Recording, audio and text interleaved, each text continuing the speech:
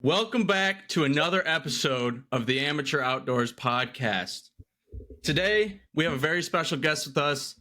His name is Justin Tickle. He's been a good buddy of ours for a very long time. Justin, go ahead and give yourself a little introduction about yourself, and then we'll go from there. So I'm from Clare, Michigan, same as these two goons that you see every week. Grew up there, played football there, hunted and fished there. Ended up moving down to West Michigan. I live in Grand Haven now, but still hunt up by Ithaca, Gratiot County area. So that's me. Very nice. Very nice. Good to see you, bud. Good to see you, big brother. bucks over there. Mm-hmm. Indeed, Big one. indeed. So obviously it's been a long time since we've last recorded. Ryan and I, there's a lot of shit that's gone down. Yeah. Since our last recording, our last episode.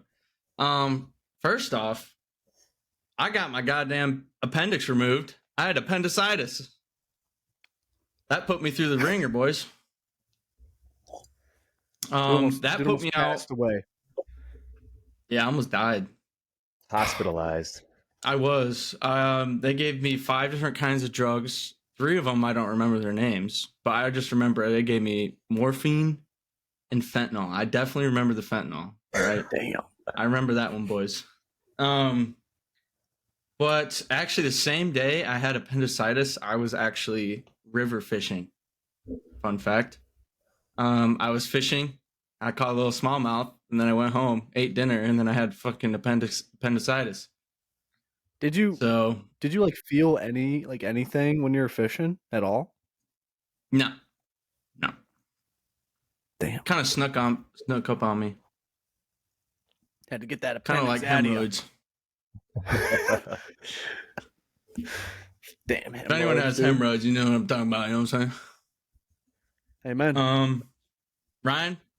Ryan, what have you done since last episode? I don't know if I talked. Probably not, actually. I got a kayak. Yeah, it has been that long. Holy Has it been that long? I think Holy so. shit. Yeah. I don't think we recorded. No. But yeah. So I got a kayak. Been doing like kayak fishing. Mostly just because of the logistics of bringing my old John boat up to TC. It's easier for the kayak. Plenty of lakes up here that are either no wake or just small lakes on state land, that kind of deal. But no, I went maybe 4 or 5 times. Probably about twice. Okay. Actually, twice each lake almost. But yeah, caught 10 to 16 every time. I was throwing a little Texas rigged Guggen craw for the most part. They're tearing it up. Baits, man. They're tearing it up. But pretty good. yeah, man. Probably the biggest one might have been shy of 3 pounds. I want to say over, but Okay. I don't think it was, honestly. Yeah. But yeah, man. Just getting out there, fishing it up, all largies. Hell yeah, brother. All right. So, Yes, sir. since we have a special guest on this episode, Justin, you are our second special guest we've ever had on the podcast. You Honored. Yep, you claimed that title.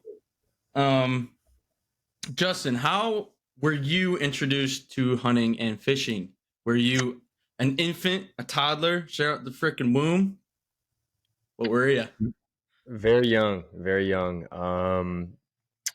Pre-puberty for sure. Definitely got introduced by my brother and grandfather. They've been longtime hunters ever since I could remember. Started off hunting in Clare, Michigan. My first buck was a 3-point buck.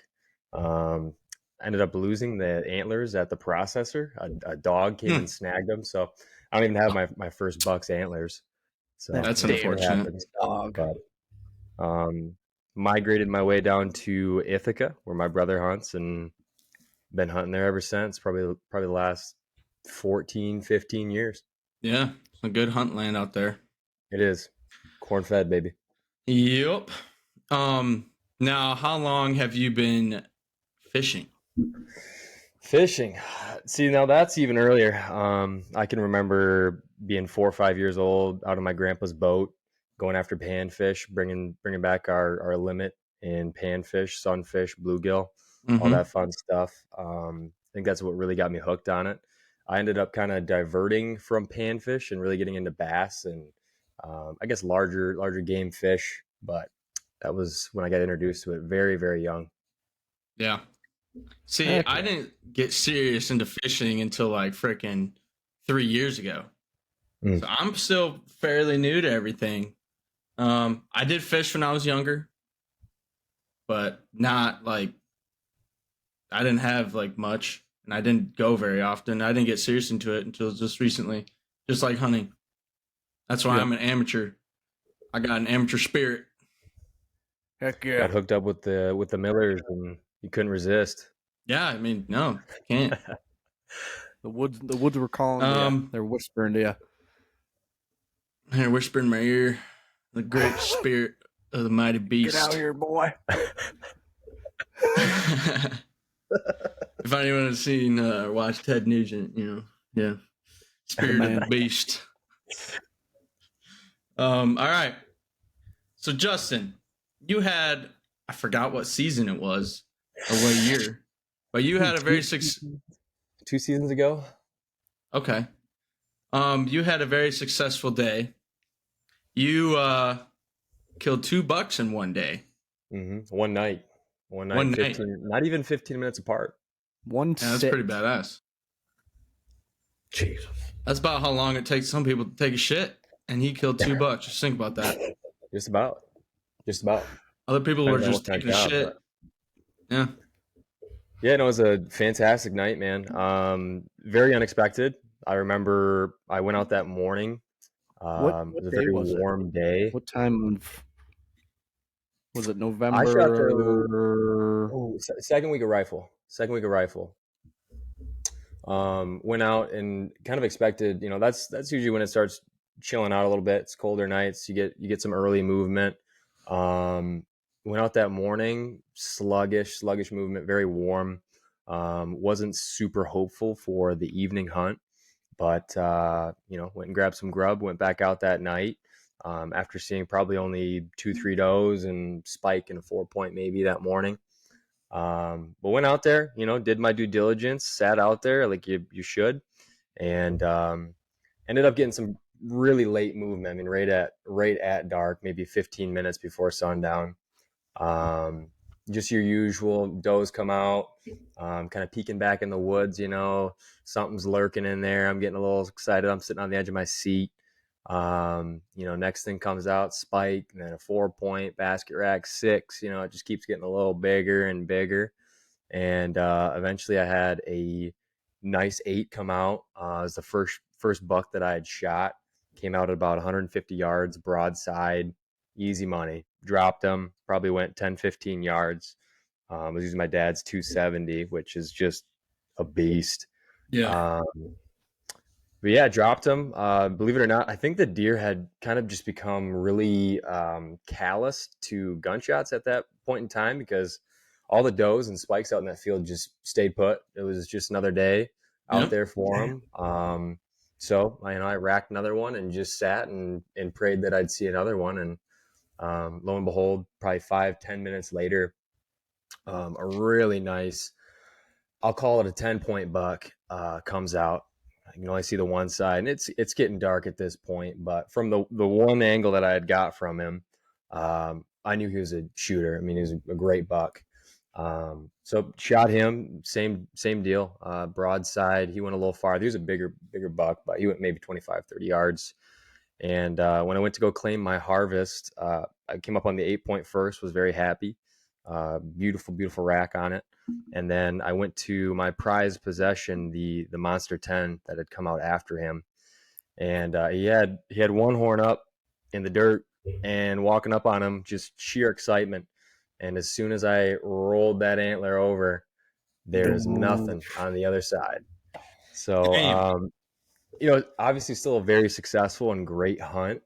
But kind of goes to show that you got to know what you're shooting at. And had I known it was a single rack buck, I probably would have passed. But still an excellent hunt. One of my favorite stories to talk about. Mm-hmm. Just an overall amazing hunt that you just don't really hear about too often. Shooting 2 bucks, especially in one night within 10 minutes of each other, is just really unheard of. Yeah, dude, that's crazy. Yeah, very cool. Yep. Was I remember that night you actually shot him, and you sent the pictures in. I was like, holy shit! It's like he shot one with only one side of the rack. Yep, the old unicorn buck. Mm-hmm. Do you think he lost that during the rut, or do you think that was more of a genetic thing? I really don't know. I've seen that in seasons past. My brother has too. Some of those bigger bucks, man, it's hard to gauge how intelligent deer are, but I really think after they've done their breeding, after they've, gotten that seed out, they know that they've got a big rack on them and they're a target. And I truly believe that some of these bigger bucks will break off an antler or even both. I've seen massive doe that I know are bucks, and they just break off their horns. They're smart creatures, man. Wow. Mm-hmm. Dude, I've never heard that, but it kind of makes sense. Yeah, I've never heard that either. I haven't either. It's something me and my brother have pondered for years. Wash your hands. Rip your antlers off. We got a new conspiracy theory. And he still had he still had a base to him too. So it's not like it was well before they start to shed their antlers. He still had his base. You could tell maybe he got shot at and he's running through the woods and he smacked into a big old oak tree or something. But we've seen it for years in the past, and we've always pondered and thought maybe that they're breaking those antlers off to avoid getting shot. Or they're just extremely aggressive towards one another, and they're just fighting it out all the time. Could be, definitely. Or they're just. He's definitely getting the most action out there. Dang. That's new though. That's new to me. I've never heard or even heard of someone talking like that. But deer do change their patterns when November rolls around. It is a confirmed done. The Midwest, a lot of people hunt, man. Like Michigan, I think, Pennsylvania is like the most densely densely hunted state. And then it goes Pennsylvania, Michigan. Yeah. Illinois. So it's like the Midwest, everyone's hunting, and all these deer around us just know. Shit, November 15th here. Let's change it up or we're gonna die. Yeah, dude. Pretty much. Mm-hmm. You see the same thing with turkeys too, man. I will see turkey all deer season, but come spring, you don't see anything but hens, man. They're smart too. And turkeys during freaking deer season, they're everywhere, man. Mm-hmm. Yep. Come spring when you can finally shoot them, they're up in a tree somewhere. They like to scare the shit out of me when I'm sitting when it's dark out. That noise in the morning. 50 turkeys either going up to roost or coming down in the morning. Sounds like a helicopter taking off, man. Goddamn. Yeah, PTSD. the first time it happened to me, I about shit my pants. It's spooky. Like, I was so scared. I was like, what the fuck is happening? Am I about to die? Is there a cougar climbing up my tree? Sand squinch. This goddamn sand squinch coming after me, man. But no, that's a pretty cool story. I have not experienced anything like that yet. So one day I would like to shoot 2 bucks in one day. And I'm sure I will one day, but you never know when it's going to happen. Or if it will happen. Save you a lot of PTO. You don't got to take your time off work. Just go out there one time. For real. Get her done with. One trip. That's one thing I'm going to have to worry about this year. I'm a full-time working man now. I got to take time off to go hunting. Yes. This is bullshit. I thought this was America. Take time off to go hunting. I can't just leave work at 11 a.m. for the whole day. Not tell anybody? Taking our jobs. Bring your laptop out there, Ryan. You'll be all right. Answering phone calls. This is Brian Palmer speaking. No, man, it's just you today. But no, Justin. Let me put you on hold real quick. Forgets to mute I it. thought it was cool how those doe didn't do anything when you shot the first buck. Like they just like stood there and just like looked around. They get callous to it, man. I swear, late season after they've heard X amount of gunshots, I mean, that's just another night for them. I was pretty surprised by it too. I've seen it in the past, like later season. That's more of a muzzleloader type scenario though, where they don't move. I was kind of surprised for second week rifle that they were comfy as could be. Dang, for sure. Because like that's one reason dude, where I hunt. Go ahead, Ryan. That's one reason like I don't go downstate to rifle hunt that much. Like when I've gone and sat, one time I just saw 40 doe run around like chickens with their head cut off, dude. Like there was I did not hear one shot the entire evening hunting. But these deer were just running into the woods, out of the woods, back into the woods, just like sporadically running around. And maybe I wasn't seeing maybe a coyote that was chasing them, but that's wild. Usually they are skittish, man. I mean, usually after they've watched a few of their buddies get shot, they're skittish, but luck of the draw, I guess. I don't know what it was. I had a suppressor on it or something. Yeah. Dude, at Northwood University, where Ryan and I went to school, man, you could get 10 yards away from a deer. You could even get like 30 yards away from a buck. And they would just stand there and look at you. They did not give two shits about cars, about people, nothing. They knew they were safe on Northwood's property, so they stayed there. Dude, I was practicing. I was throwing shot put one day. I look outside. There's a freaking 11-pointer just walking around back. I was like, what the hell? I had my bow in my truck, too. So that would have been cool, but, you know. He was just hanging around a bunch of females, you know, smelling them. Smelling that poontang. Sniffing. Yeah. But they are smart creatures. They know what's up. Another question I have for you, Justin. Would you say hunting has affected or made your life better in any way? Oh, definitely, dude.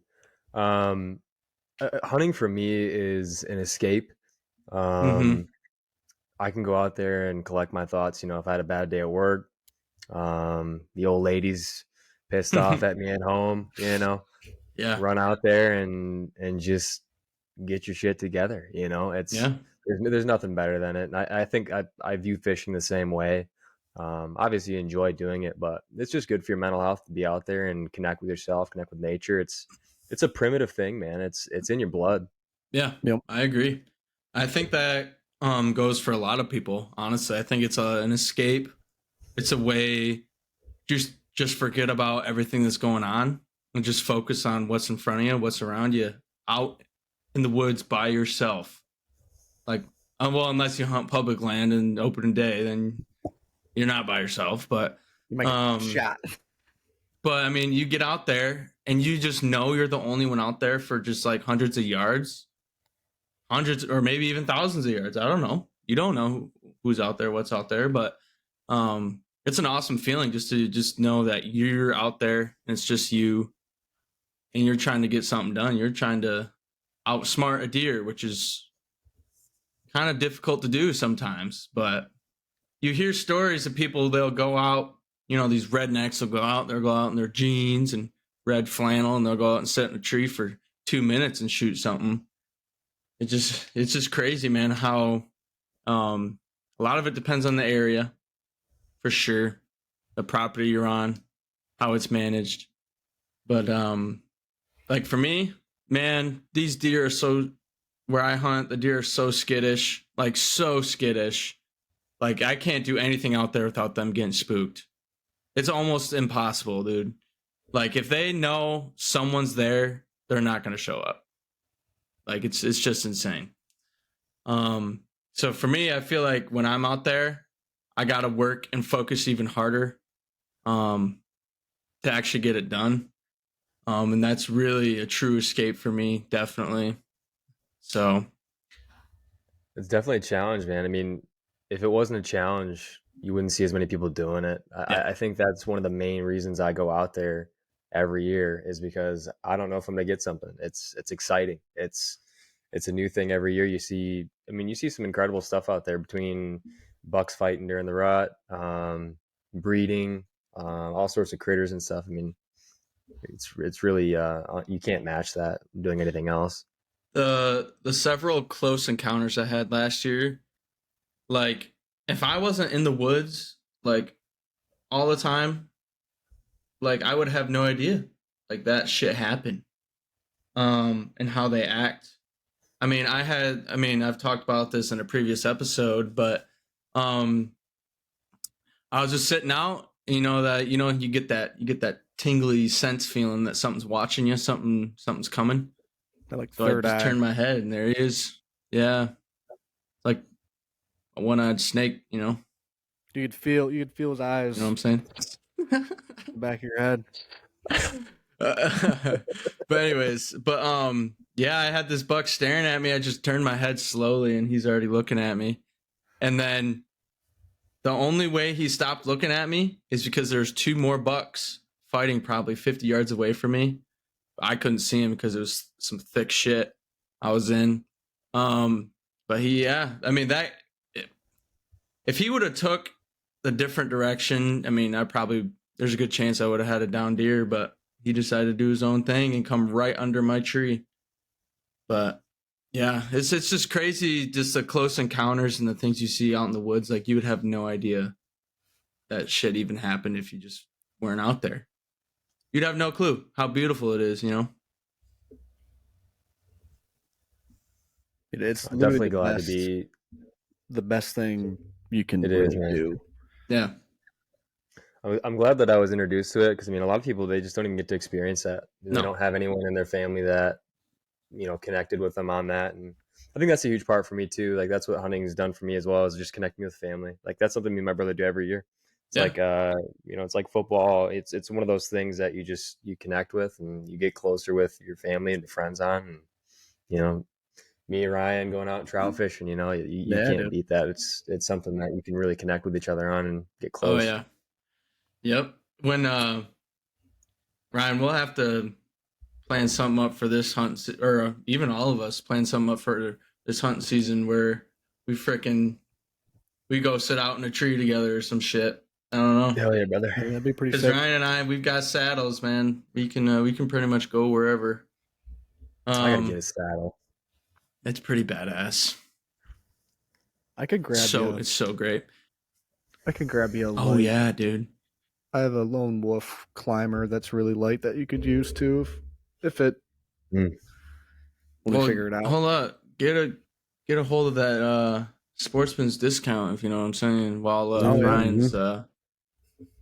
Ryan's still employed, I should say. Yep. Not Sportsman's, if you're listening, frig off. We got to get out there and get the old coho. The old coho and Chinook this fall too. Yeah, I'm definitely going to be a part of that this year. Dude, that's a blast, man. Even if you don't catch anything. Yeah, dude. We went. What was that? Late September. It was late. They were right on the verge of rotting. Yeah. Yeah, dude. We went. We tried to get some kings down by the old Betsy River, getting them running up. I think that's a spot I will never go to ever again. Never again. Just for the one reason being, there might have been 150 people on one bank that we came across. That's how it is, man. It tracks the place too, man. It makes you sick. All the trash. Yeah, that shit drives me nuts, man. Cigarette butts, line pick up your goddamn garbage. Like, just pick it up. It's not that hard. Bags. Like, God. Ugh, it pisses me off. That was a cool trip, though, dude. Just watching those cohos swim right by you. Yeah, dude. Incredible, dude. And like those cohos, especially, dude. That little Asian man on his kayak Mhm. ahead of us. Paul Allen. Paul Allen.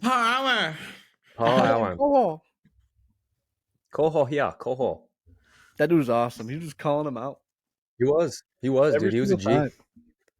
He was a team player He for wasn't sure. lying. He was not lying. There were Did he co-hosts. sound like the Asian guy from South Park? Almost identical. Oh, Almost I identical. Yeah. Shewar. maybe like a little bit dialed back, but it's very similar. Yeah, good dude though. Oh, Good dude. jeez. I hope I see him again And- this year. He was a good guy. Yeah, dude. And I was Yeah. thinking about it. I think next year when we do go,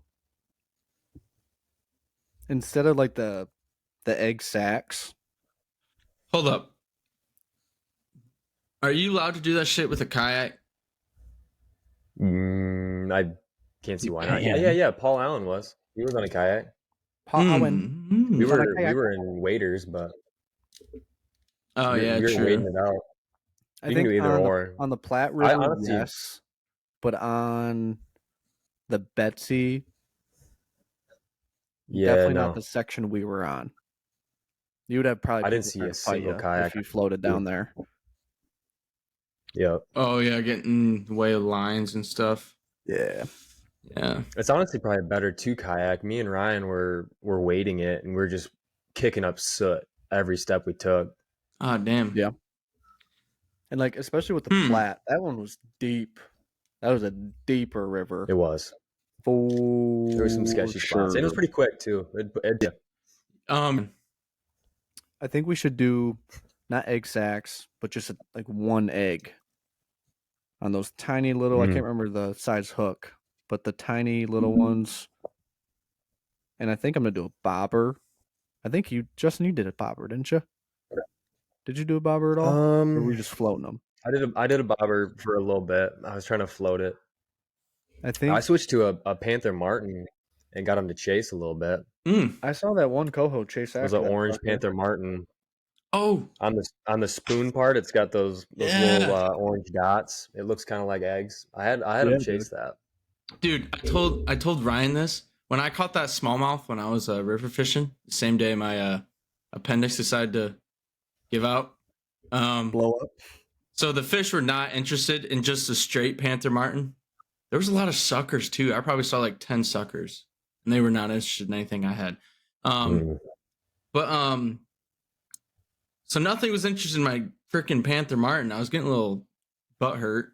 So what I did, only thing I had with me besides some trout stuff, I had a pack of Senko worms, and I took off like a quarter piece of a Senko worm, threw it on that treble hook with the Panther Martin, and just used that as a trailer.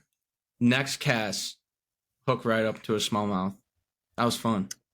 Gary will get it done, man. Yeah. Gary Yamamoto's the GOAT.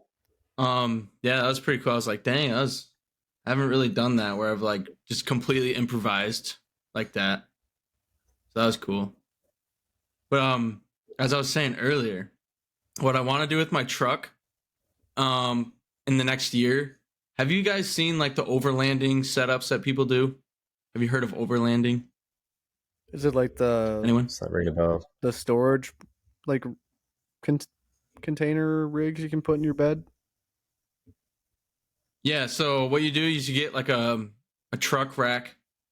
You put a rack on your like bed or whatever, and then you can get some cross beams for the truck racks, and then you can,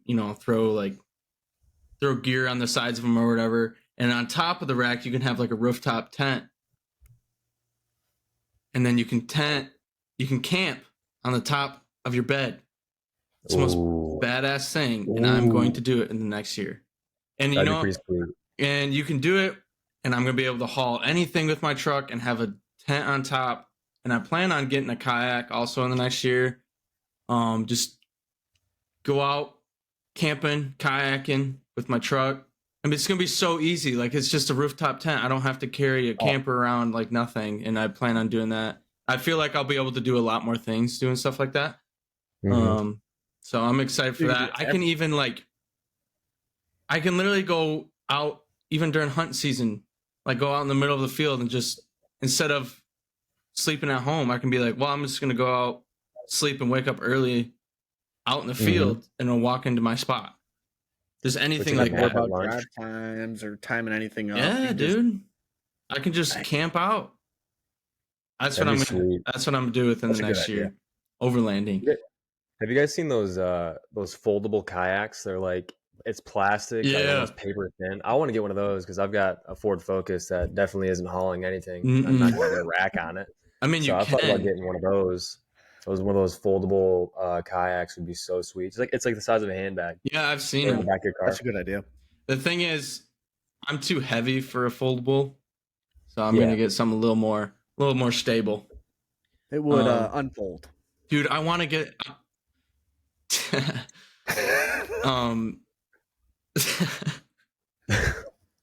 I want to get one of those pedal drive kayaks where you can pedal. Dude, I see people Those are trolling sick. out on the Great Lakes with those freaking things, dude. They're That's trolling for nuts. salmon in a kayak. Dude, You know how hook into a badass that king. is? You hook into a king and you're going overboard. You can't tell me different, bro. No, dude, I've literally can't tell me seen different. people. I've literally watched a YouTube video. A dude caught a goddamn sturgeon Oh my god. on Did his you have guide kayak rails? in Did you Minnesota. have like little? No, Do you have guide does it rails sit on on it? top? No shit. Dude, these That's things crazy. you need to watch some videos, man. They These don't things flip, are dude. stable. You can like stand up on them No. and These sit on top kayaks, man. They are super stable. Like you can catch just about dang near anything in these things. So that's what I plan on getting. I want to get a pedal drive one, really bad. It just seems so sick. One of those trolling motor ones would be sick too. A Yeah, little electric motor on there. Dude, those things cost like $4,000 plus. You might as well get a boat at that point, but It's insane, but I feel like It's just lit. the maneuverability and just the easiness, I guess, is the right word or whatever. Just to throw it in the back of the truck or on top of the truck and just go, not having to worry about It's hooking lit. up. you can sneak into some spots too. You know, Yeah, sneak into some really nice beds and whatnot. and you don't need to worry about like a gas motor messing up on you. Mm-hmm. Electric. dude, like one Which- lake I went to was Pearl Lake, and it's Yeah. like this little lake that like the south half of it is all state land. So the only access is a 2-track all the way around the lake. So it was like 15 miles away. Took almost an hour to get there. So you're just driving on this Mhm. 2-track all the way back in. You could definitely never get a boat down this trail. Like there's a boat launch on the other side of the lake. But on the other half where I was going, you just have to drive back in there. And then you can throw your kayak in or your $4,000 trolling motor kayak, whatever you got. Yep. But that's one thing Um, that you don't realize. Dude, I need an anchor for my kayak. Especially at Member there's Spring Lake. any sort of wind, you're not gonna have as much fun if it's a super calm day. So if you look at some of these nicer kayaks, they have like these little rudder things on the back of them, where they give you a little more resistance. So if it is windy, there's more resistance in the water, so you're not going to move as far as just a normal kayak. So dude, these new kayaks coming out are slick. They're badass, man. Sounds And good. I'm actually selling my boat right now, and someone's coming to look at it tomorrow. And I'm using that money to go towards some new stuff, if you know what I'm saying. Yeah, we were getting pushed around on Spring Lake. Remember that, Ryan? At least when it first started, it calmed down that night, but Like, it was we a would always successful just- day. I caught 35 bass. God's sake. Yeah. But we were getting tossed around. At first, it was like very intimidating. It was not very fun. It was not Yeah, very but nice. no matter what you're in, you're gonna get if you're in a John boat or a kayak, you're still gonna get tossed around. Like True. it's the wind. Like if it was, I took my John boat out a few weeks ago, this little lake, and the wind was terrible, and it was not good. It's just throwing me around, and I don't have a trolling motor on that thing, so it's just like it was really just more of a pain in the ass than anything. just to keep going, throwing my anchor in, lifting it up. Oh, this spot's good. This spot sucks. Just keep moving everywhere. It's just annoying. I want a kayak. Yeah. Just the ease of just moving around wherever. So. Oh, I'm going over there now. Yep. See you. Yep. I feel like catching fish out of a kayak is more fun. Yeah. I'd say so. Especially when you sink into a big one, dude, and it's starting to pull you across the lake. You get a real nice one. That's a good feeling right there. These sit on top kayaks, man. You can stand on them like no problem. Like it's a boat, like a normal boat. You can just stand on the front of them and they will not tip. I've been watching a lot of videos lately. Can one person move this thing? Are they like heavy? No, one person can move them. You can take these attachments off of them and put them on when you get there. Oh. Yeah. Damn. They're pretty slick, dude. They are. Yeah. That's my plan in the next year. Overlanding, kayaking. That's a damn good plan. Yeah, it's going to take some money, but I know I'm going to enjoy it. So I love doing that shit. So, but it lasts forever, dude. Those kayaks, you can have a kayak. Oh yeah, 20 years, dude. Like, come on, man. It's a good investment, especially if you use it. That's the main thing. As long as you get out there and use it. Yep. I feel like where I live right now, I don't live next to a lake. I would use a kayak a lot more than I would a boat. So, and then I could throw it in the river if I want to, which would be difficult. Definitely, you need kind of two people to coordinate. But yeah. So, but would you guys bring a yak on down to Spring Lake? We'll see if we can replicate what we did the last time we were out there, man. Yeah, so I think we're gonna catch less but bigger bass. Dude, 100% we're gonna catch less. We were catching every other cast of bass. Not a keeper, but we were getting. I caught a turtle with my bare hand. We got some big ones too, though. Bare hand turtle. Oh yeah. I was kayaking, and I put my hand in the water and scooped this sucker up. Right in front of a guy too. A guy was bass fishing right in front of you. I was like showing him. Soup. Yep. Yeah, buddy. $5. We caught some nice fish that day too, though. It wasn't all smallies. It was. Oh, dude, yeah. I think I had a 3 or 3.5 pounder. It was incredible, dude. It was a big dude, again. Another thing that I need to get into to improve my skills is like catch and cook. I'm so bad at filleting fish. It's embarrassing. Like it's bad. Like I butcher the shit out of it. Specialize in trout. You just got to gut it, throw it on the grill. No fillet or nothing. Scales and everything. Yeah. Yeah, dude. That's the easy way to do it. I need to do that. I need to do some catch and cook. Yeah. I've never even kept. I've never kept and ate bass. They're not so. We're gonna go down this rabbit hole. So what it is, they're a tournament fish. They're a game fish. People don't want to eat them. They always throw them back, which I understand. But there's also no issue eating them. Like they taste fine. Bass do not taste bad. Have you guys ever ate bass? I think once or twice we might have kept them. They taste fine. Like they're like they taste good. Like I've had good bass before, and but there's like this bad image around like a catch and cook for bass, which I don't know why. I think it's just for the tournament fishermen. Honestly, I think that's what it is. But there's so many bass. You can go to any lake. I swear to God, you could probably go to any lake in this country, and there's going to be at least one bass in it. Like they're just everywhere. The population is fine. And no one really eats them. So like, come on. So, but I would catch and cook a bass. That's a good question. I don't know. I mean, with the amount of money I spend on bass fishing, it's only right that I at least Right? eat some of them. You know, like I got to get something out of this outside Yeah. of just the sport of it, the That's kind of what I've enjoyability of been it. thinking lately. I was like, oh, dude, this reminds me. So I have a DeWalt, like big DeWalt, like ratchet set that I keep in my truck. And I needed to throw it in the bed one time. All my fishing rods and shit are back there.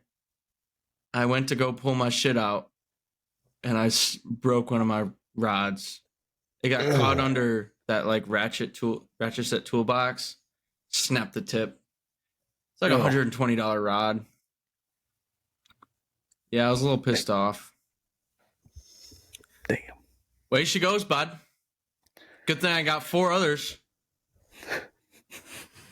Except this one was my favorite bait casting setup, so I'm a little butthurt. So I got to get another rod here soon because I can't just let that expensive ass reel just sit there. Ain't no way. Ain't no fucking way. Are you big on bait casting, Zach? I don't think me and Ryan. I've only ever seen us with open faces.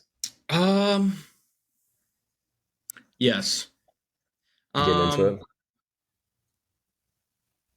For certain scenario, like, don't get me wrong, I like my open reels. I love my open reels. Like, I mean, that's what I've used the most most of my life, or occasionally, but really got into it past few years. But bait casting, I just feel like I can get more casts out there more efficiently, faster. I feel like I can get more casts in a shorter amount of time. And man, you can send a bait cast. If you got a good bait on the end of that thing, you can send it. So I like it a lot. It took me definitely a whole year of fishing to properly learn how to use a bait caster. Ryan saw when we did our trip up in Alpena. Holy shit.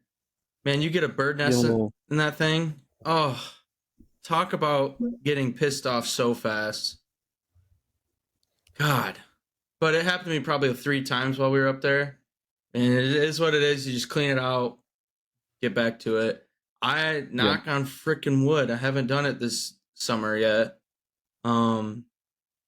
But yeah, I've definitely learned how to use it properly. So I like it a lot. I got 2 bait casters, really only use one of them. The second one I need to really start utilizing a little more. I need to change the setup on it. But I've got too many rods and reels right now. It's stupid. I spend too much money on it. That'll happen to you, man. You get a new rod and then the other ones don't see the light of day. Yeah, dude. It's just shit. I mean, I think I got like 7 total right now. It's just like, and I think I use like 2. I don't understand. I don't know why I do that. But yeah. But for everyone listening right now, if you've made it this far into this episode, we are about to do a new logo drop, new logo release. New logo. This one has been in the making for a while now. I would say a couple months. Ryan and I have really been trying to find something that works. We didn't want to just throw something and be like, oh yeah, that's good. No, we wanted to make sure you look at it and you're like, oh, that's the one. And I think we finally got one. And I think you guys are really going to like it. It will drop the same day this podcast release. We're going to drop it. And so you'll see it on Spotify podcast. You'll see it change on our Instagram. But yeah, if you guys like it, if you don't like it, yeah, let us know if you like it, don't like it, whatever. You guys are gonna like it. Yeah, I think you guys will. Love it. It's a good one. Well, boys, we cover everything. We got anything else to talk about?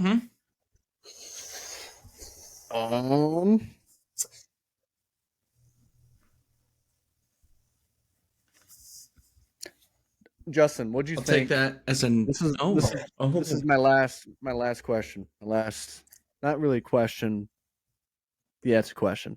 What did you think? What did you think about that trout trip we went on when we hiked 6.5 miles and caught two fish? We caught quite a few. Remember we got a couple in the morning. Those little rainbows. Oh, I don't know if you count them. They were definitely stocked. I mean, they were like fresh yeah, out of the stock. But yeah. dude, that was incredible. It took a toll on me, no doubt. Like it took me a couple days to recoup from that. The hammies were on their last strand of muscle, but incredible, dude. I mean, you can't beat the views we had out there. Traverse City is an immaculate I love it place. up there, It's dude. insane. It's It's the Mhm. beautiful. best. And And even with we the shoot, dude. rain, You caught a giant brown trout that day. Your best brown trout, I know it. yeah, that was the last spot we're at. It's the spot I was trying to get Mm-hmm. Zach and Trav to cast in when Oh we yeah. went, but yeah, dude, the rain, everything, I would not change any of it, dude. Like it is just, Mm-mm. it's amazing. It's amazing. It really is. It is. It is. We got to come. I got to come up and do that again sometime. I don't know how is our trout good right now? Is this The water levels It's are late really late. season for bad 'em? Yeah. up here. The Yeah. water's pretty low. We'd have to do some searching. We could get into a couple, but I honestly think we'd have better Yeah. luck It's late. just This is the time of going the year where closer to water town. levels drop. It's harder to find trout. Mm. Yep. So really, it's more going to be the smallmouth that are going to be in these rivers right now than anything. Yep. So, but all right, that about does it for this episode. Thank you all for listening. Very special thank you to Justin for joining us for this episode.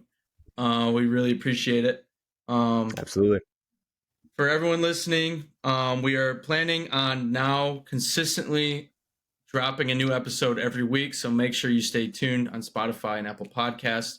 We have been working on trying to line up everyone's schedules. It gets tough. Stuff comes up. People get appendicitis, and then they can't record, and they weren't prepared because they didn't plan ahead or schedule another episode ahead of time. But stuff happens, so stay tuned. Every week we're going to be dropping a new episode. We want to be pumping out this content for you guys. So that does it. Thank you guys. Sweet. See you guys. Thank you, Justin. See ya. Thanks.